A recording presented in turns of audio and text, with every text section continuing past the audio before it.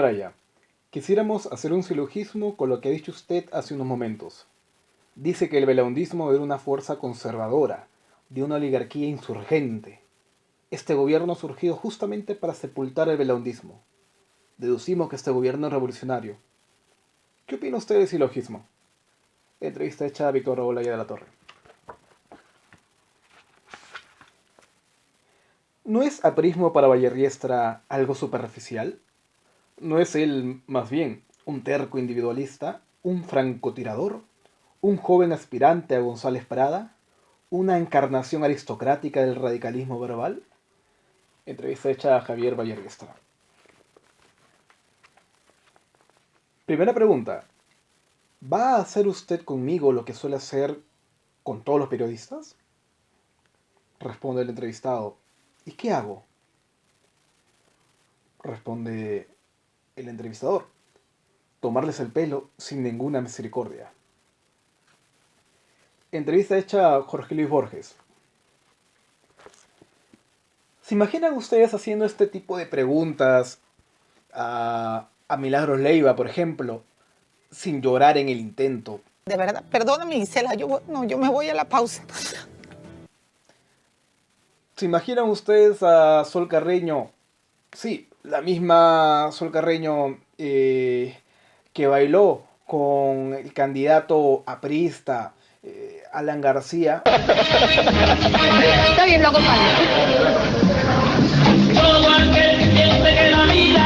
¿No? Justo cuando estaba en campaña, rompiendo o haciendo todo lo contrario que tiene que hacer una periodista, sobre todo una periodista de un programa político, en plena campaña política, en plena campaña presidencial, eh, mostrando una total ausencia de imparcialidad, ¿no? Si no la tienes, al menos la sugieres, la simulas, pero lo que no puedes hacer nunca es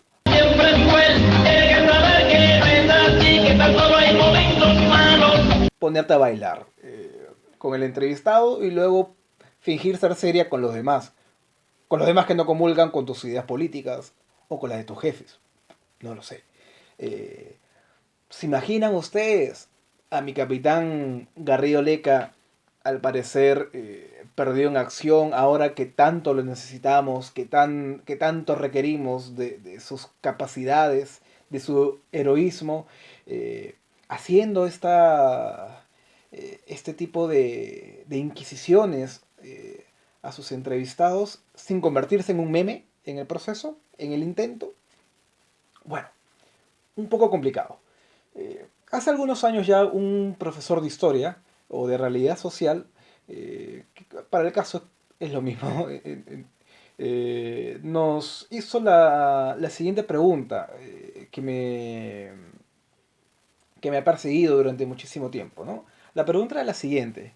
Nos dijo, ¿se imaginan ustedes a César Hildebrand haciendo periodismo de espectáculos? O entrevistas de espectáculos. ¿Y se imaginan ustedes a Magali Medina haciendo entrevista política? Pero, ¿y si la cachetea en público qué? Tiene 50 ¡Oye, ya likes. quieres comenzar! Por supuesto que aquello no tenía sentido y la respuesta parecía ser bastante sencilla, ¿no? No nos imaginábamos para nada la imagen de César Hildebrand rebajada a lo que nosotros entendíamos como una entrevista de espectáculos. Y él nos respondió con esa sonrisa de quien conoce de antemano la respuesta de sus alumnos. Era, bueno, imagínense ustedes a César Hildebrand entrevistando a Penélope Cruz. Para ese entonces Penélope Cruz ya había sobrepasado las fronteras de su natal España, había triunfado en Hollywood y desde su mismo país también había logrado cosechar un respeto, ¿no? y una admiración hacia su obra, sobre todo a raíz de la enorme película que significó Todo sobre mi madre, dirigida por el español Pedro Almodóvar.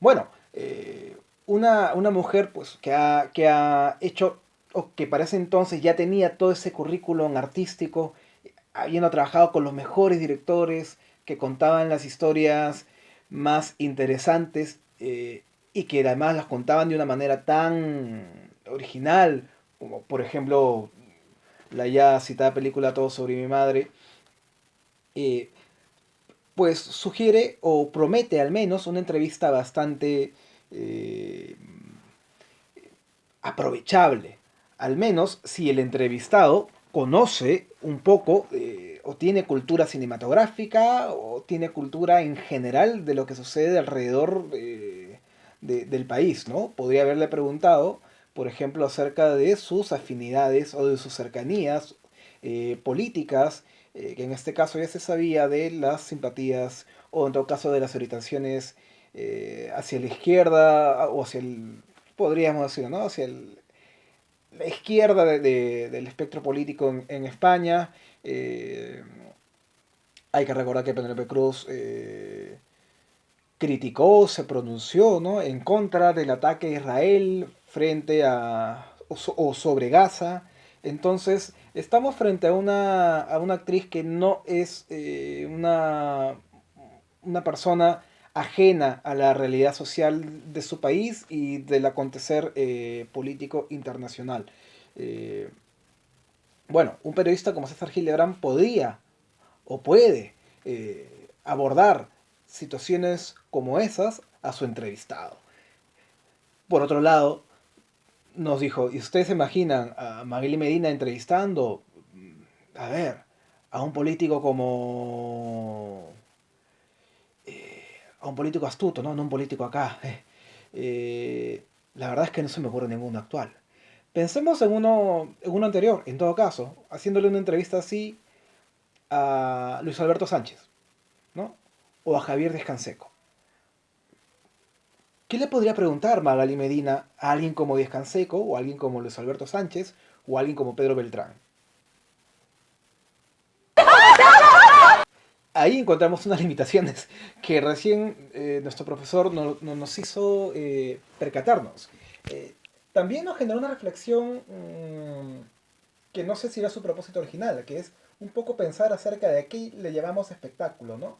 Y quienes, en el caso peruano, conforman el público o en todo caso las personas del mundo del espectáculo. Es la palabra espectáculo más allá de como Mario Vargas Llosa lo haya querido situar con su ensayo de la civilización y el espectáculo como algo negativo, algo somero, algo que no tiene sustancia, o por otro lado, más bien cabe la posibilidad de pensar el espectáculo como, en efecto, una suerte de entretenimiento, pero que no sea vacía, sino más bien que genere reflexión. Una buena obra de teatro es su espectáculo. Una entrevista a actores, me refiero, ¿no? De buenas o de grandes películas, qué sé yo, eh, que a través de su arte genera, como todo arte, un diálogo y una reflexión sobre su tiempo, es espectáculo y es nutritivo. Eh, y el asunto peruano es que lo que nosotros llamamos espectáculo, o quienes conforman el mundo del espectáculo, es aquello que siempre está en las portadas del Trome y que no pasa más allá de la tendencia de si alguien fue infiel a tal persona, o- es decir, ¿y a quién le importa quién salga con quién? O sea, ¿cómo podemos ser tan cucufatos?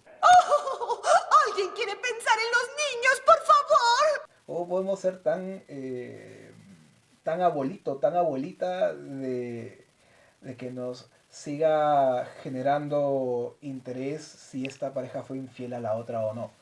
Eh, Eso es, en todo caso, el espectáculo peruano. Y tener a periodistas que hagan las preguntas necesarias, quizás puede ser una buena manera de cambiar esa imagen, ¿no? Es posible que a través de un buen entrevistador, hasta el entrevistado que pareciera ser el más irreflexivo, pueda realmente brindar una experiencia de vida interesante si se le sabe eh, abordar. ¿De quién estoy hablando en todo caso? Es del periodista César Gillibrand, periodista que evidentemente no necesita ningún tipo de presentación, y menos de un canal que es visto por 3 o 4 gatos muy amables, y que muchas gracias por seguir viendo esto. Por lo tanto, la idea no es hacer una presentación, una biografía de su vida, sino quizás contar algunas pequeñas anécdotas que, si bien son conocidas, tal vez no lo sean para una, creo yo, gran cantidad todavía de personas. Para empezar, estamos hablando de un miembro de una numerosa familia, ¿no? De un papá que era un poco inquieto, en todo caso, y empezó a sembrar hijos un poco para, no sé, para no sentirse solo en el día del padre. Eh, Producto de ello, quizás fue construyendo una personalidad muy particular que terminó quizás de definirse en un colegio célebre, mítico y legendario a raíz de una novela de Mario Vargas Llosa, ¿no? Él estudia en el Leoncio Prado, y como él mismo menciona en alguna entrevista televisiva, fue un momento decisivo que formaría su carácter. Ese carácter firme, fuerte, infranqueable, que ha caracterizado a muchas de sus entrevistas y a su posición en la vida, en las situaciones más complicadas que una persona se pueda imaginar, hasta el punto de arriesgar, digamos, un poco su vida, ¿no? Hablando un poco de Leoncio Prado y de Mario Vargas Llosa, justamente este último, nuestro Nobel escritor, menciona o dice de él lo siguiente en su libro El pez en el agua. Magnífico periodista, sabueso tenaz, investigador acucioso e incansable, bastante más culto que el promedio de sus colegas y valiente hasta la temeridad. Hildebrand es también un hombre de carácter dificilísimo, susceptible y atrabiliario, cuya independencia le ha granjeado múltiples enemistades y toda clase de querellas con los dueños o directores de las revistas, periódicos y canales en los que le ha tocado trabajar, con todos los cuales rompió, aunque a menudo amistó luego, para volver indefectiblemente a romper, cada vez que sentía su libertad recortada o en peligro. A mí me gusta sobre todo la parte que dice eh, bastante más culto que el promedio de sus colegas. Sobre eso voy a ir un poco después luego. Eh, Como ya mencioné, él estudia en el Colegio Leoncio Prado, y sus estudios universitarios los hace en una universidad no la que uno usualmente piensa para las personas, digamos, que son más conocidas dentro del territorio intelectual, o de aquello que queramos llamar intelectual o académico, ¿no? Me refiero a las universidades de San Marcos o a las universidades como la Católica. Eh, Él estudia en la Universidad Nacional Federico Villarreal, lo cual es muy interesante, ¿no? No conozco yo los motivos por los cuales él decide estudiar ahí, pero resulta, en todo caso, muy particular para poder bosquejar alguna serie de hipótesis sobre su personalidad, por lo cual decidió estar en una universidad que no era la grande, o a la que se le suele atribuir todos los adjetivos positivos, ¿no? Él estuvo en el lado B del terreno universitario, y no solo estuvo en el lado B del territorio universitario, sino que, al menos según lo manifiesta Ricardo Falla en un libro suyo, hasta donde tengo entendido, inhallable o imposible de encontrar, pero que tengo unas fotocopias, al menos de un extracto del libro de Ricardo Falla, del poeta Ricardo Falla, en donde menciona que Sahil Abraham fue aprista. Eso puede ser una sorpresa bastante grande para la mayoría de quienes lo conocemos y lo asociamos como una de las figuras principales que nunca agachó la cabeza frente a Alan García. Cada vez que estuvo en el poder se le enfrentó, ¿no? Es bastante conocida sus enfrentamientos. Aunque en algún momento fueron amigos, como el mismo periodista lo comentó, ¿no? Cuando él conoció a un Alan García joven, clase mediero, que vivía en un departamento pequeño en Miraflores, y de pronto pues pasó a tener grandes y enormes propiedades, eh, con la excusa de lo que ganaba como catedrático en la San Martín de Porres. Vaya, yo no, hasta ahora no conozco a ningún catedrático que tenga casas tan grandes y tantas casas, ¿no? Producto de su labor universitaria. Por supuesto, también dijo que era producto de la venta de sus libros. Caray, ¿cuánto le demoró? Creo que a Vargas Llosa, ¿no? O a Bryce, que son quizás de los que más libros han vendido en el Perú, y que quienes se pueden dar el lujo de realmente vivir de sus libros. Pues yo no sabía que Alan García era un escritor tan solicitado, ¿no es verdad? Y, pero bueno, eh, esta anécdota que cuenta Ricardo Falla en su libro sobre César Hildebrand y su aprismo, en todo caso es una anécdota que cuenta él, ¿no? Habría que confirmarla. Sería interesante que se le pueda preguntar a eso a él. Demuéstrenlo pues, imbéciles, demuéstrenlo. Y no es ninguna condena tampoco, ¿no? Nadie está libre en su juventud de cometer errores. Es casi una obligación, es parte de nuestro decálogo moral cometer las equivocaciones. El problema es cuando te vuelves mayor y sigues creyendo que el APRA salvará al Perú, ¿no? O que Alan García es inocente, o que Fujimori es un demócrata a carta cabal. ¡Rechazo los cargos! ¡Totalmente! ¡Soy inocente! Si eso ya lo dices a los 40 años, ya hay problemas que solucionar, diría yo. Brevemente, la anécdota que cuenta este autor en este bodoque de copias que tengo acá, menciona lo siguiente, que es muy divertido y que tiene que ver en todo caso con algo que sí lo podemos creer de Hildebrand, ¿no? Que era su cercanía a la literatura. Dice, en referencia a un recital que intentó hacer el grupo poético Gleba, ¿no? Que también tenía esta revista literaria llamada Gleba, en el cual participan muchos poetas importantes, que luego algunos de ellos terminarían formando ese ya también legendario y mítico grupo poético o movimiento que es o que lo fue Hora Cero.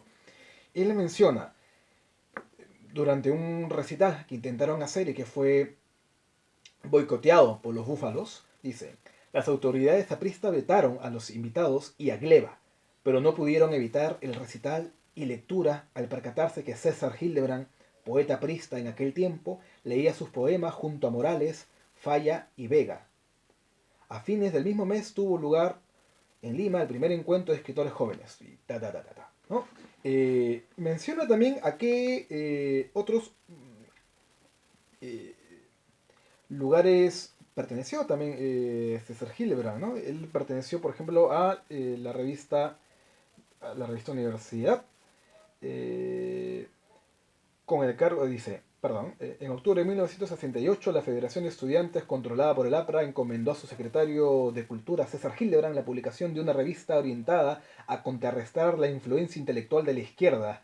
De esta manera, teniendo como directora Hildebrand, apareció la revista Universidad, con poemas del propio Hildebrand y artículos referidos al acontecer universitario. Esta revista, reflejo de la mentalidad aprista de aquella época, nunca más volvió a editarse. Sería muy interesante poder conseguir esas revistas, y realmente sería muy interesante preguntarle sobre ese pasado, si realmente existió o no, qué luces nos puede dar este periodista con este partido, con el quien en todo caso posteriormente va a romper con todas las luces que ya se han visto en su derrotero profesional. Bueno, y que explicaría en todo caso también cómo consiguió esta primera gran entrevista con Aya de la Torre, y que sería recogida en este libro del cual vamos a hablar el día de hoy, en los minutos que nos quedan. Me refiero al libro Cambio de Palabras, Este libro que fue publicado originalmente en el año de 1981 por la editorial Mosca Azul, este proyecto editorial que emprendieron Abelardo Kendo y Mirko Lauer. La edición que yo tengo es una segunda que fue publicada en el año 2008 por una editorial loretana que se llama Tierra Nueva Editores. Actualmente lo ha publicado la editorial Debate, que pertenece a esta enorme transnacional que es Penguin Random House. Este libro marcó un momento importante, ¿no? Recoge todas las entrevistas periodísticas que hizo Hillebrand durante su etapa en la que perteneció a la revista Caretas cerca de una década más o menos, que terminaría dándole la catapulta hacia el periodismo televisivo. Estas entrevistas son de un valor riquísimo, invaluable, a personajes políticos con quienes se podía tener un diálogo reflexivo, acalorado, una batalla verbal en donde se podría demostrar, donde se tenía más bien que demostrar el ingenio y la habilidad para no enfurecerse y para callar lo que se tenía que callar y para decir lo que se tenía que decir sin caer en el oprobio, sin caer en el berrinche, aunque algunos cayeron. La misión de Hillebrand en estas entrevistas era hacer decir al otro lo que no tenía que decir. Entrevistados memorables como Juan Gonzalo Rose. En tal caso voy a hablar de las entrevistas que a mí más me gustan, que son las que le realizó a Javier Bellarriestra, que tiene una introducción bellísima, ¿no? No inicia con una pregunta, sino que inicia con una pequeña biografía o perfil en el cual me enteré por primera vez, por ejemplo, del pasado aristocrático de Javier Bellarriestra. Yo era un lector de 18 años posiblemente cuando leo este libro por primera vez. Y para mí la imagen de Bellarriestra era solamente la imitación de risas y salsa, de un hombre que hablaba con mucha rapidez. Pero no conocía nada de su pasado aristocrático, ni conocía nada tampoco de este episodio tal vez traumático, o en todo caso decisivo, del divorcio de sus padres a una edad y en una época en la que el divorcio era visto con ojos ingratos, mezquinos, egoístas, cucufatos y conservadores, que no le perdonaron a una mujer que tomara la decisión de separarse de alguien a quien ya no amaba, para juntarse con alguien a quien sentía que amaba, ¿no? Eso provocó una suerte de desclasamiento o de rechazo a Bellarriestra dentro de su círculo social, y posiblemente, o es lo que sugiere el perfil o la introducción de la entrevista, sería el inicio, las cercanías de Javier Bellarriestra con el APRA. Es una entrevista riquísima, bellísima. Por supuesto, la primera entrevista que abre este libro es la entrevista que le hace junto al ya desaparecido César Lévano a un enorme Víctor Raúl Haya de la Torre, en donde es la entrevista más larga, dilatada del libro, y pasan de la política hacia el arte.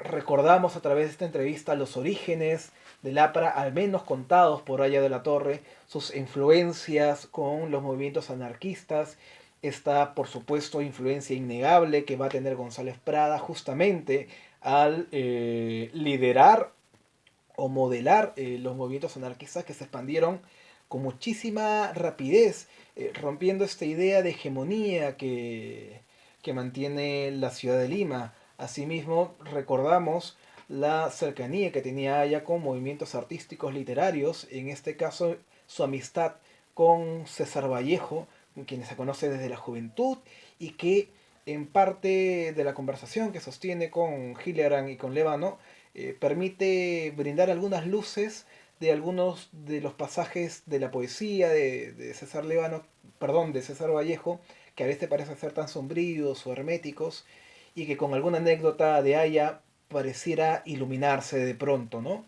También nos hace recordar cómo es que se inicia esta relación, o cómo es que González Prada accede a Vallejo gracias justamente a un joven Víctor Raúl Haya de la Torre, Y preguntas tan interesantes como, no lo cito textualmente, pero en la que en todo caso le pregunta si le fue muy difícil elegir entre el arte, la cultura o la política. Entonces uno se pregunta en la actualidad, ¿a qué político de ahora, o sea, a un Luna Gálvez, a Acuña, a Chejade, se le puede preguntar si le ha sido muy difícil tener que elegir entre el arte y la cultura? Es más, ¿frecuentan alguna vez aquello que llamamos tan esquivamente, tan elitistamente como arte o cultura? Inimaginable, ¿no? Las entrevistas literarias con las que yo más me quedo, en todo caso, son tres de las otras que se encuentran en este libro. Me refiero a la de Bryce Echenique, en donde no hay ninguna pregunta porque, como en algún momento también lo contó el periodista, Bryce estaba tan fluido que él realmente prefiere omitir las preguntas que sí existieron, pero que en el libro tenían que quedar realmente como si fuera un discurso ininterrumpido. La entrevista a Borges es un ejemplo de erudición por parte de un escritor universal e inmortal, y la realizada Juan Gonzalo Rose, una de las más honestas y más desgarradoras, eh, y que creo que realmente si alguien no ha leído a Juan Gonzalo Rose, empezar por esta entrevista para luego ir a su poesía puede ser el mejor consejo que se le pueda dar a un lector que está por entrar al universo de este poeta, que no debe ser olvidado y que merece un lugar más importante dentro de los homenajes y dentro del canon literario. La parte con la que quiero cerrar este episodio más largo que los demás es con una pequeña reflexión acerca del papel del periodismo que me surge, o que siempre ha estado presente, pero que ahora de pronto cobra para mí una mayor importancia a raíz de volver a leer este libro que a mí me gusta bastante, que es el de Cambio de Palabras de César Hildebrand.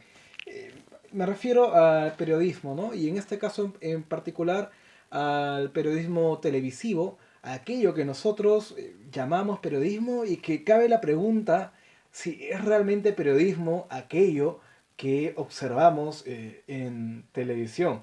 Seguramente cumple con la norma, por supuesto, pero si nos guiamos un poco del consejo que le dio Gustavo Gorriti hacia mi capitán Mijael Garrido-Leca, entendiendo que el periodismo es investigación por sobre todas las cosas, el panorama general de los canales o de los programas periodísticos se caracterizan por no tener investigación. O sea, tenemos 2 o 3 programas que harán investigación, pero la mayoría son narraciones de noticias, ¿no? De sucesos intrascendentes, que pueden ser, entiendo, la parte, ¿no?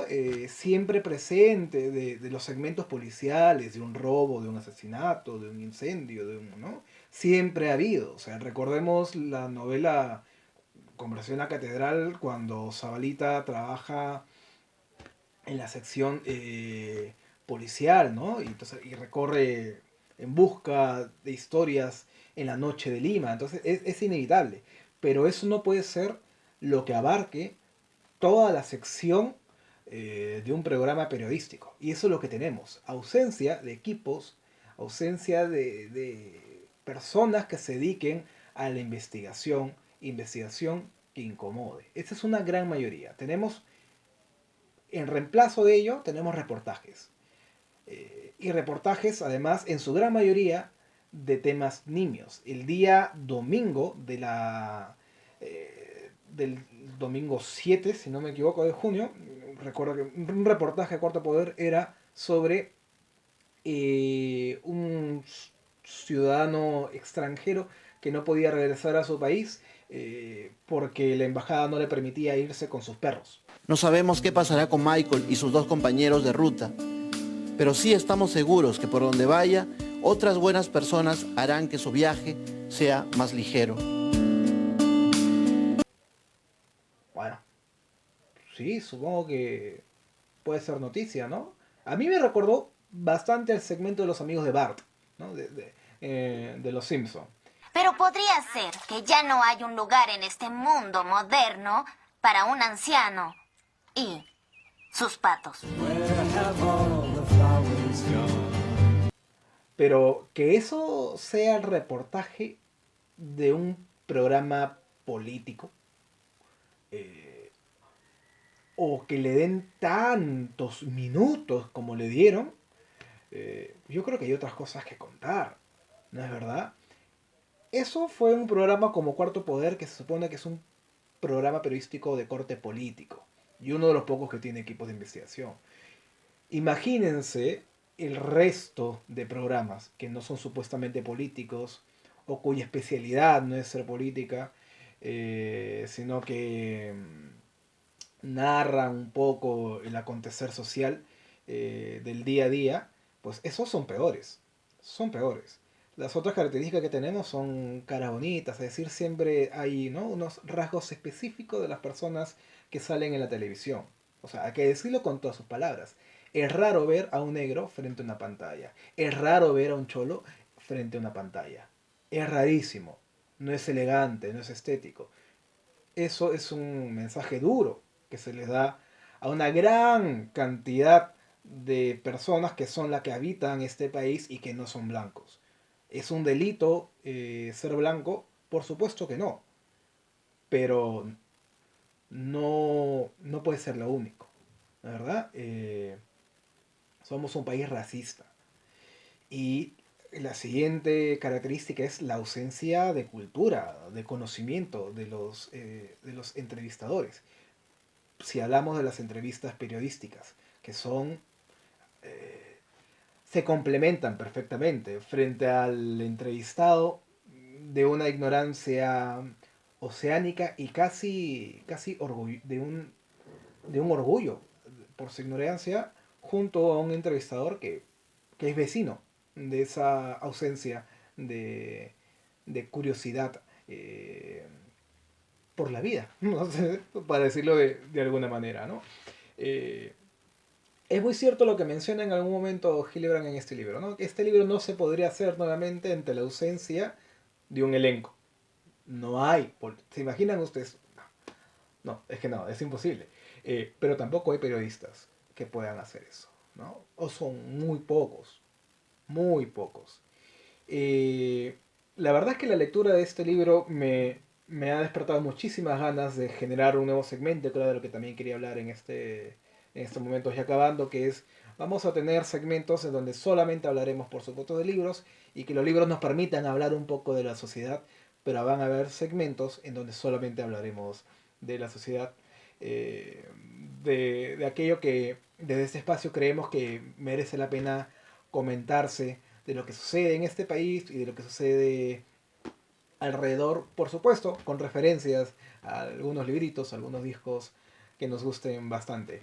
Finalizando, este es el libro Cambio de Palabras, una vez más, de César Gillibrand, que reúne las mejores entrevistas que hizo durante su etapa como entrevistador en la revista Caretas. Actualmente ya no se encuentra, creo yo, es casi imposible de hallar esta edición, que a mí me gusta bastante, esta edición loretana, pero sí se encuentra una nueva edición en el sello Debate. Ese libro sí puede ser de fácil acceso, se encuentra en las mejores, o en todas las librerías de Lima, y nos sugiere también un episodio hablando de estos segmentos que quieran referirse un poco a la sociedad. Me refiero a hablar del papel de las librerías, de su importancia y de la precariedad en la que se encuentran en este bendito país. Pues muchísimas gracias por acompañarnos en este episodio. Esto es Se Busca Nombre y hasta la próxima.